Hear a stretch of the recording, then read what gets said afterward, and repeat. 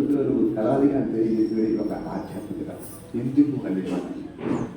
So దానికోసం మీ అందరికీ కూడా నేను కోరేటట్టుండే ప్రతిదీ కూడా తర్కించి ఆలోచించండి అంతే తప్ప ఇది చేస్తే నాకు వెళ్ళిపోతుందంటే అది కాదు. మోక్షం అంటే మనం ఏదో ఉందనుకుంటాం. అదే వశిష్ఠ పురాణంలో వశిష్ఠుల వారిని కూడా శ్రీరామచంద్రుడు అడుగుతాడు 16 సంవత్సరాల వయసులో.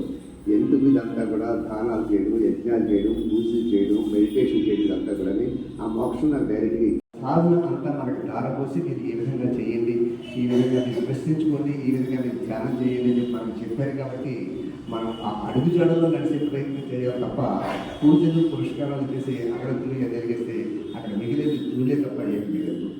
సో దానికోసం అనుష్ఠాన వేదాంతం ఉండడం ప్రాక్టికల్గా ఆలోచించాలి.